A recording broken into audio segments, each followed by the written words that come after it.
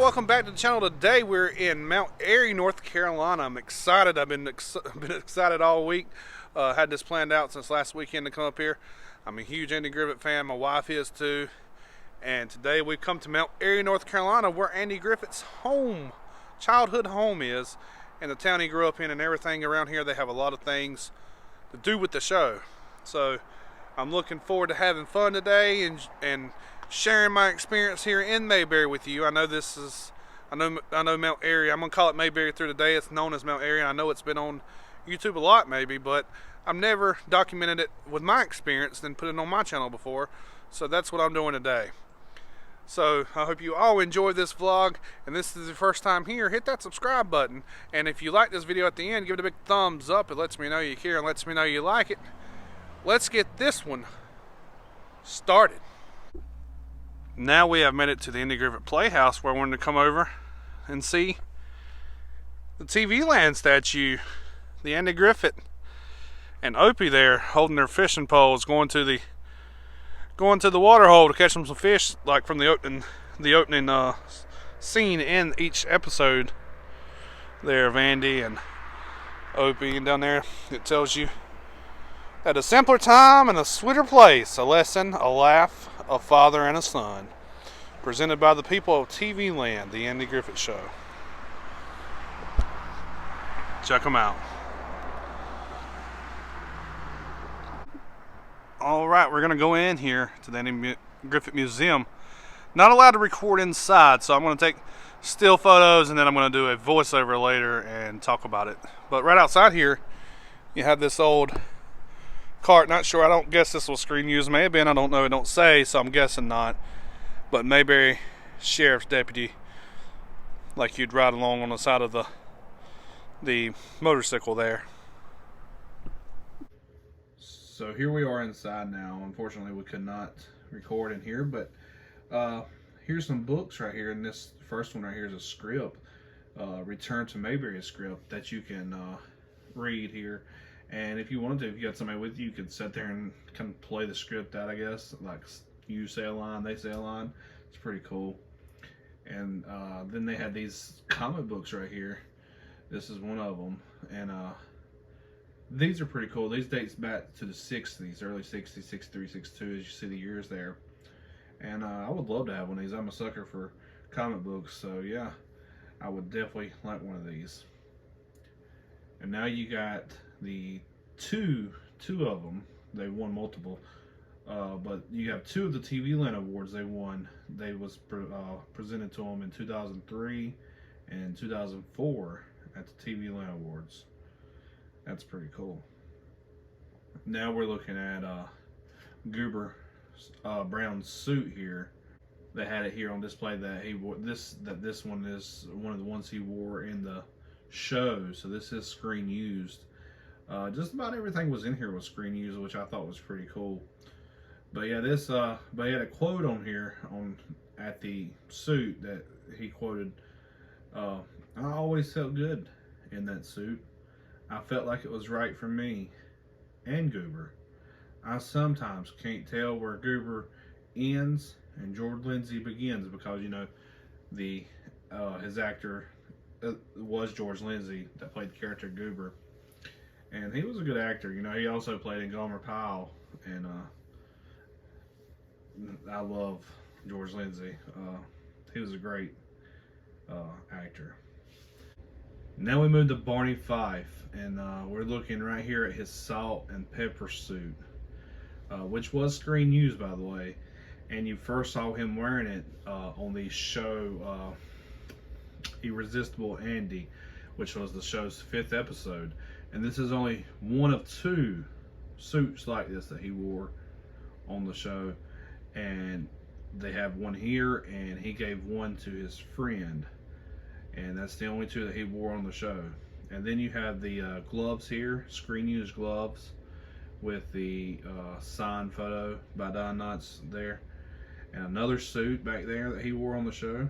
And you have a script here that's from the Pickle Story. And that's from season 2. So yeah, that's pretty cool. Now we're going to go over here to the sheriff's shirt. this shirt's pretty cool right here. The Andy actually donated this to this and gave him this personal letter here that shows that he's giving it to him. It's authentic, and thanking him for putting his memorabilia or shirt on display there is you know, something to remember him by. And I think that's pretty cool. And this shirt is like pristine condition still after all them years. That's crazy. And it's cool to see an actual shirt that was wore on camera on Andy Griffith by Andy Griffith himself in person was pretty cool. So yeah, like I say, I love Andy Griffith, and so yeah. But now we're looking right here at the deputy's badge, which is one of the badges. They used a few badges. I think I read they used 6. They had 6 deputy badges and 6 sheriff's badges throughout the show, if I'm not mistaken. Don't quote me on that. But this is one of the deputy badges that Barney would have worn. I'm pretty positive, because Andy wouldn't have worn it. He was the sheriff. So yeah, this is indeed one of the ones that was on the show. And like I said, Barney most likely wore that.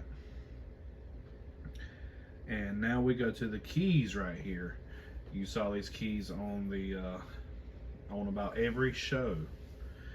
These are the screen used keys, and the keys on the left here is the keys that was used most on screen, but the one on the right was used only for one episode.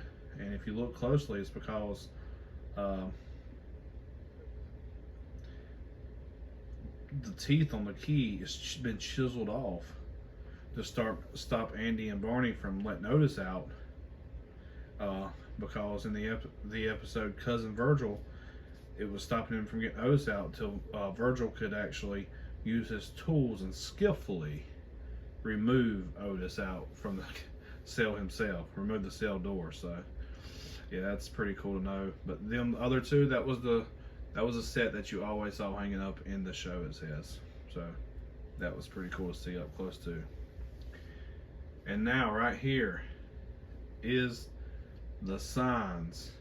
These are the actual signs that hung on the outside doors, outside of the set doors at the jail that read Sheriff and Justice of the Peace.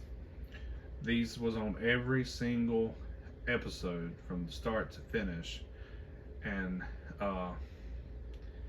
these was donated to the museum, and they're awesome. And of course, you know, I had to get a picture with them right here. It's cool to know every time the doors was open, Andy, Opie, Barney, Otis, Aunt B, Thelma, all of them walked right through that door, and you know, them signs right there. So yeah, that's pretty cool to see in person.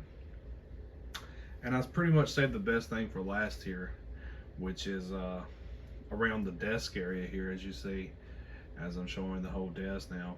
But right here is Barney's chair, and this is the actual chair that you saw Barney in, sitting in for the first 5 years of the show.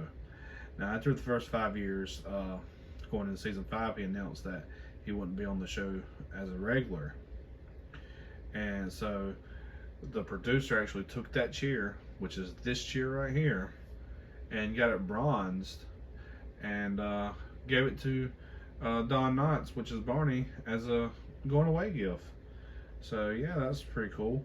And now it's been donated here to the museum, and it can live on for fans like me, myself, and others to see, which is really cool to know that that's the chair where old Barney with his one bullet there set all them shows. And now looking right here, this is the gavel that the gavel and the gavel's what would you call it? The gavel block. Yeah, the gavel sound block, and the eagle props. I'm going to show you right here. these are all screen used, and they was all donated by Andy and his wife Cindy, who gave them to the museum's founder Emmett Force back in 2009 whenever he went to visit Andy. And you see that Andy's has autographed the gavel, which is pretty cool. This is cool to know that these was actually on TV as well, right here in front of me. And that's the gavel Andy would used to use whenever he's in court and hit the table with it. Yeah, that's pretty cool. I love stuff like this. It gets me really excited, even talking about it, knowing I saw it today. But yeah, I enjoyed this museum. It was only $8, and I think it's like $8.50 to get in. It's not huge by no means, but it's pretty good. I mean, if you like screen use stuff, seeing screen use stuff, and you like the history of Andy Griffith, this is a good museum to come to. I highly recommend it if you come to Mount Airy, North Carolina. So yeah, let's get back to the rest of the vlog. And we're going to start off downtown Mount Airy. A lot of folks call this place Mount Mayberry, as I said before.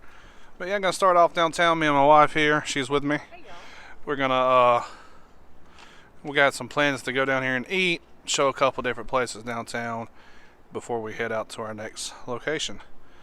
So let's go on and get down here and try to get something to eat. Here we go.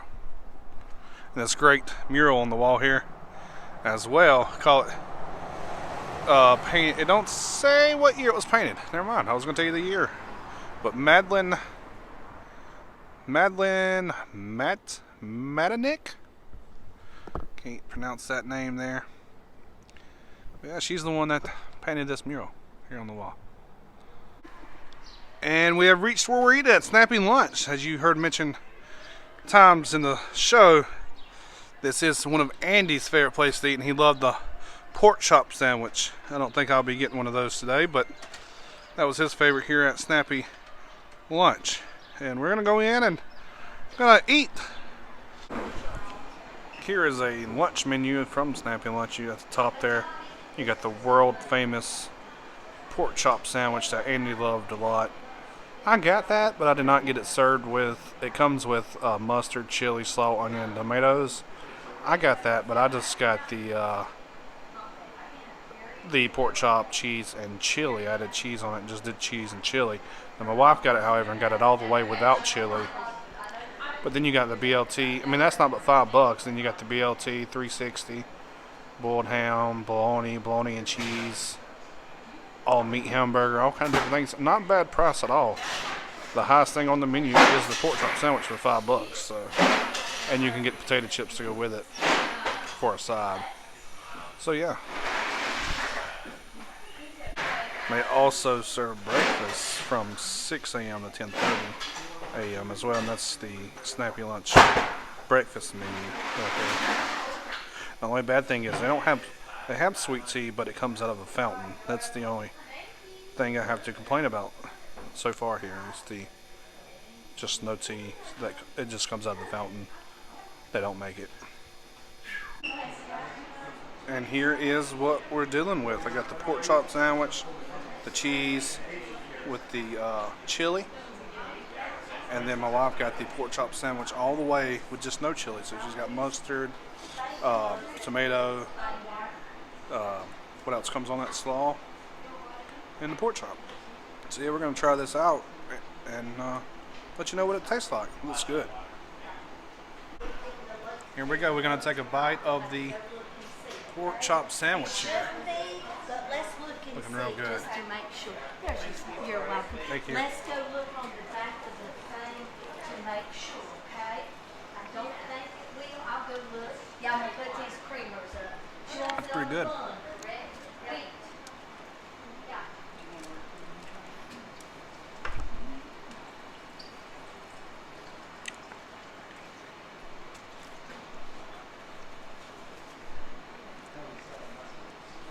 I see why Andy loved these things so much now. Pretty good. Now the wife's going to try her all the way, she says. Give it a big old bite there. There it is. Was it good? Yeah? You like it? Good.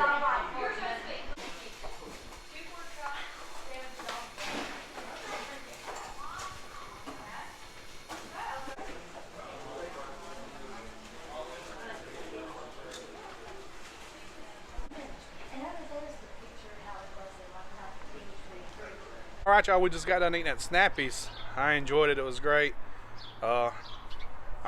I got it plain, basically. Of course, you saw there.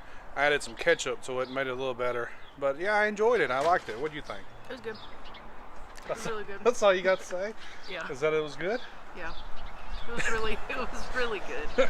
Oh, it was really good, she says. The slaw was kind of vinegary, but the coleslaw, or the chili was really sweet. Yeah. And I'm not used to sweet chili. And I was telling the only thing I was upset about was the fact that they only had the sweet tea. It only came in out of the fountain drinks. So they didn't have the regular sweet teas, you know. It wasn't that good homemade South Carolina sweet tea. Nope. All right, on to our next location. And our next location I'm showing didn't have to go far, just right beside it. Floyd's Barbershop, where Andy would get his haircut on the show, as you see right here. But they have a full working barbershop here as well. Floyd's Barbershop. Then they also have the candy store named after Opie. Opie's Candy Shore. Opie's Candy Store. Old time goodies. Right here, you can go in there and get you some old time candy and some ice cream and what have you. They got the Mayfield, if you was wondering what kind of ice cream, the best ice cream they are, right here. Moving on now. Also have a Barney's Cafe, a cafe named after Barney's up here. How cool is that? Yeah, like a lot of the places up here are named after the characters, which is pretty cool. But you got Barney Fife right there in the window. Barney's Cafe. Now, if I'm not mistaken, maybe Andy played there before. But don't hold me 100% to that. I'm not sure. I'm pretty positive. He may have played there one time with his music.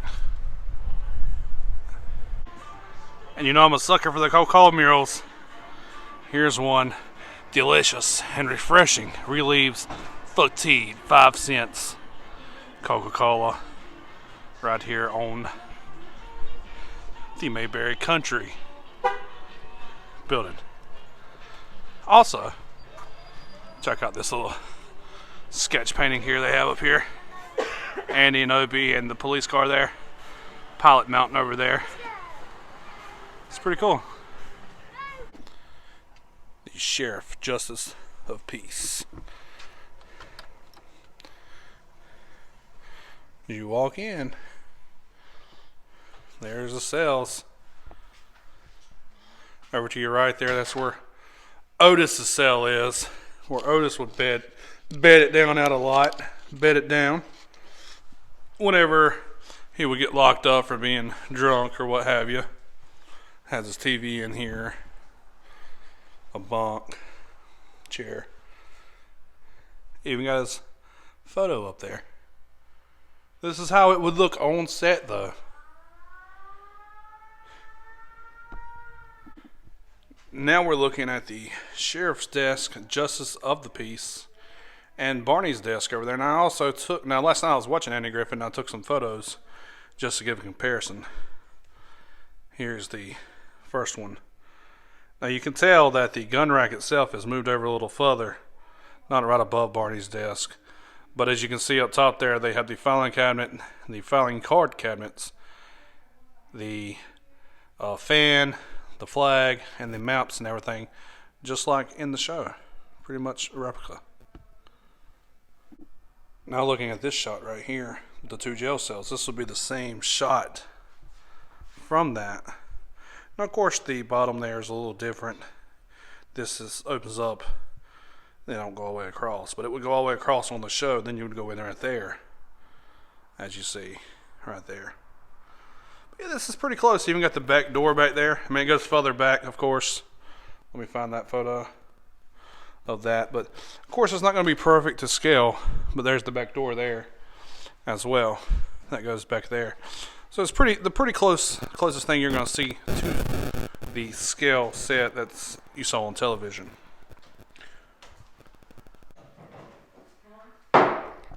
Order. I'm going to do a little reenactment here of Barney on the phone there. Give you the same shot line up here.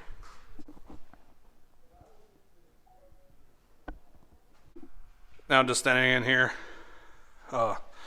I'm all alone, got the whole place to myself. I'm just going to tell you a little bit more about this show as I just stand here and show you everything. But anyway, Andy Griffith Show was first aired on October 3rd, 1960. Ran for a total of 8 seasons with a total of 159 black and white shows and 90 colored. So a little over 200 shows, 240 something, I'd say. Not pretty good running. And you know the old theme song.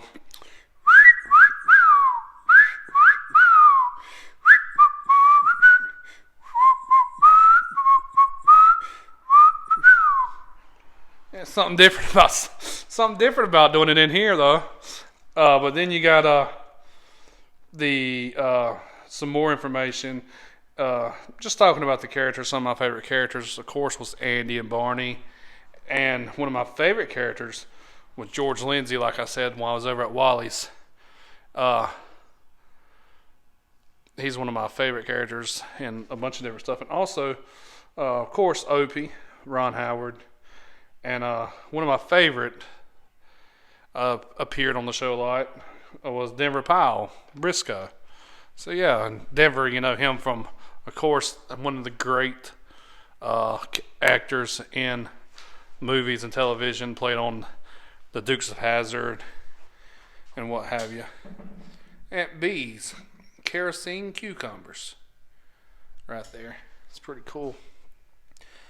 Got old Barney's, all of his stuff over here, books. Got the old fan up there. Like I say, this place is pretty close to scale. Even have some wood guns up here. Those are wood, not real. Back here, some folks that's been here. Well, have even some folks getting married there in the courthouse. Check this out, the bathroom here. Sorry, folks, bathroom is out of order. Please use the outhouses behind Wally's. Thank you, Gomer. Old Gomer left us a note there. But yeah, this is real cool to see. Andy's courthouse. Andy, it ain't right, Andy. It ain't fair. Barney locked me up for no good reason now. No good reason. I'm gonna let myself out. I'm gonna let myself out here. I'm gonna let myself out with this key.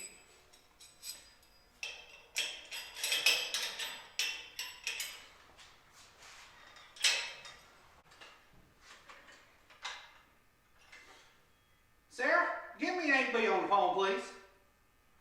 Thank you. Next location is this store. It's just a normal, like a gift shop inside, but the outside is dressed as Wally's service out here. As you see, this is pretty cool. You got the high test gas pumps here at Wally's service. Come out and he'd pump your gas or what have you. It's awesome. Even have his truck here, Wally's service tow truck. Goober says, hey, y'all. Awesome. This is awesome. You get batteries for $12.50. That'd be great. I wish we could do that again. Oil changes $4.50. Tune-ups, lube, wash, flats fixed. Cheap back in the day. Well, I'm sure it wasn't cheap then, but them prices today are cheap. Awesome. Then they have the Darling's truck out here, Briscoe, Charlene, and the boys here following into Mayberry. That's pretty cool. Old truck. Then back here behind Wally's, they have another old Wally's towing truck here. Goober says, hey. Authorized Studebaker towing, 24 hours service.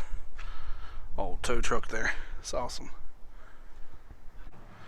Then outside of Wally's here on the side, they also have this old school tire machine that you can get your tires repaired for only 75 cents. That's cheap. Back in the day. It's a Balancer Master. Dynamic Wheel Balancer. Manby Equipment Company in Chicago, Illinois. Oh. Now how cool is that? Some history. Right here along beside this old vintage Coca-Cola drink machine from Mayberry Bottling Company. From the Mayberry Bottling Company. Drink Coca-Cola right beside. Also the windshield wiper service, the old school windshield wiper service cleaner. Down here you have some more old machines. This one being a cooling system right here. Let's clean your cooling system. Not sure. This is the Allen Quick Serve oil changer. So maybe this pumped your oil out. Maybe they hooked it up and it pumped your oil out for you. I know they have that nowadays. I don't know about then. I'm pretty sure though you would just turn that on, the pump would come on, it would pump it out of your car maybe, or this might pump your car in, pump it into your car. Either or. It's Allen oil changer. Right here at the Wally's. Now I have moved over here to Moore Avenue to show you this. How awesome is that mural? That is an awesome mural. So beautiful, black and white. If you look right here, that silhouette behind them, that's Pallet Mountain. You hear Andy reference that a lot in the show, talking about going to Pallet Mountain. And that Pallet Mountain, it's not far from here, but I ain't gonna be able to make it today. I couldn't stop and not show you this beautiful mural. And go down here, they have a placard down here. I'm gonna walk right here and show you the placard and the artist's name, www.Jexon or Jexon, however you pronounce that, .com at Jex, I guess I'm pronouncing that right, _ North Carolina. But here they have the Andy Griffith Plaza 2022 honoring Andrew Samuel Griffith. Telling you a little bit about it, where he was born.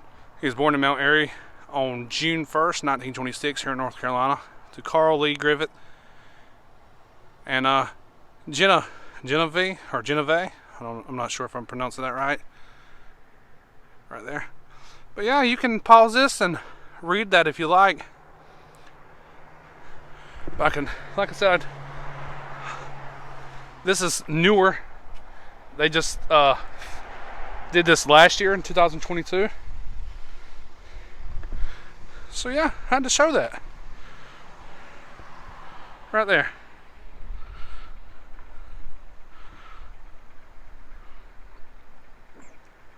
Alright. And the final place we come to is Andy's childhood home. This is his childhood home where he lived a few years here as a young man. Now you can stay in this house if you want to call that phone number there. You can actually pay and stay in this house. And inside, I hear it is done as back in time. That's the same time frame as when Andy was a child. There's a lot of things from that era, not of his, but of that time frame. Actually, if you want to, you can look up Adam the Woo on YouTube, and he's actually stayed here before in this house, and you can go back and watch his video to see inside of this house. But yeah, Andy's childhood home. And that's gonna do it for this one right here in Mount Airy, North Carolina, also known as Mayberry. The Andy Griffith homeboyhood house here in the background. We went downtown, showed you all around with the Snappies, ate the good old pork chop sandwich there. That was pretty good. And went to the courthouse, showed you the courthouse and Wally's and a little bit more of downtown there. I hope you enjoyed this video here in Mount Airy, North Carolina. I know I did as a Andy Griffith fan and as an Andy Griffith Show fan. I really enjoyed coming here today and vlogging and sharing this with you guys. My wife's in the car. She's waiting on me. And she enjoyed it as well. And she enjoyed the pork chop sandwich really, really well as also. Like I said, the only thing there I hated was them not having no tea. Except for the fountain drink tea. And I don't like fountain tea. So yeah. But anyway, Andy's home. Boyhood home? Yeah, boyhood. He wasn't a small child, I don't think. I think he was a little older. I'd have to do some more research on that. I didn't do much research on the home itself. I'm sorry. But yeah, if you like this video, give it a big thumbs up. It lets me know you care and lets me know you like it. And I'll see you in Andy's home one more time. Right there. Also, give this video a big thumbs up if you liked it. I don't know if I told you that or not. But anyway, the next one.